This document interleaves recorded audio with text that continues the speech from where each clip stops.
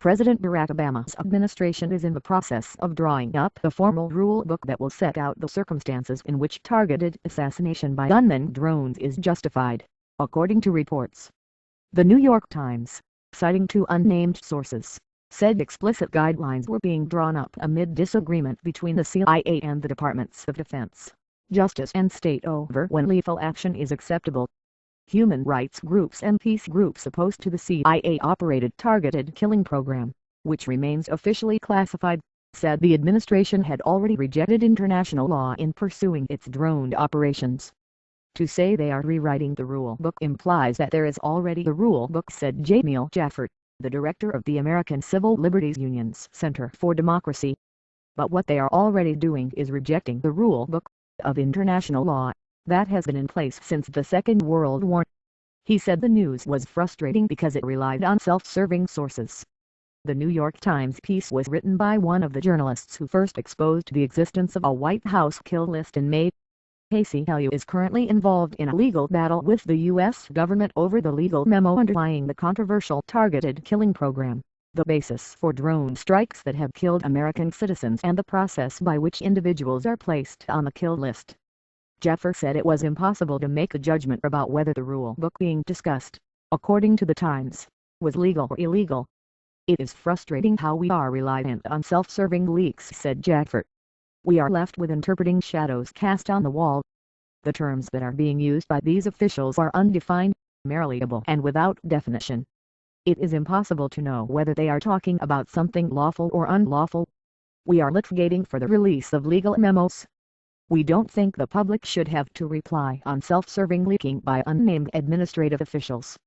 The New York Times said that, facing the possibility that the president might not be re-elected, work began in the weeks running up to the November 6 election to develop explicit rules for the targeted killing of terrorists by unmanned drones, so that a new president would inherit clear standards and procedures, according to two administration officials. It went on to say that Obama and his advisers were still debating whether remote-controlled killing should be a measure of last resort against imminent threats to the U.S., or whether it should be more widely used in order to help allied governments attack their enemies or to prevent militants from controlling territories. Jaffer said he was skeptical about the significance of the debate outlined in the piece. He said, "The suggestion is that there is a significant debate going on within the administration about the scope of the government's authority to carry out targeted killings. I would question the significance of the debate. If imminent is defined as broadly as some say it is within the administration, then the gap between the sides is narrower. It matters how you define imminent. The Bush administration was able to say it didn't condone torture because of the definition of torture.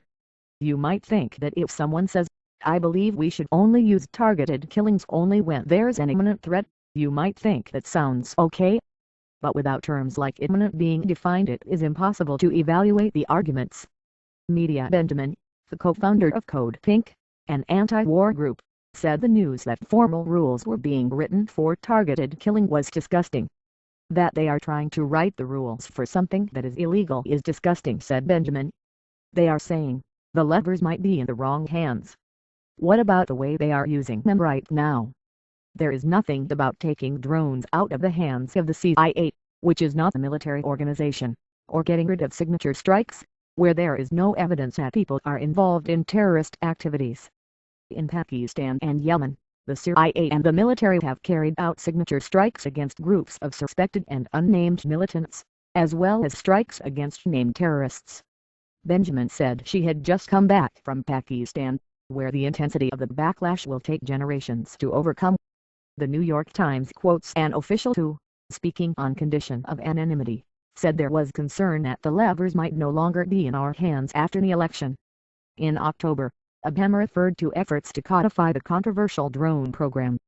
In an interview with Jon Stewart on The Daily Show on October 18, the president said, "One of the things we've got to do is put legal architecture in place, and we need congressional help in order to do that, to make sure that not only am I reined in, but any president is reined in terms of some of the decisions we're making."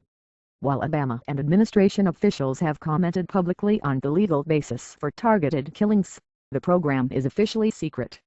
In court, Government lawyers fighting lawsuits by ACLU continue to claim that no official has ever formally acknowledged the drones, and that there might not even be a drone program.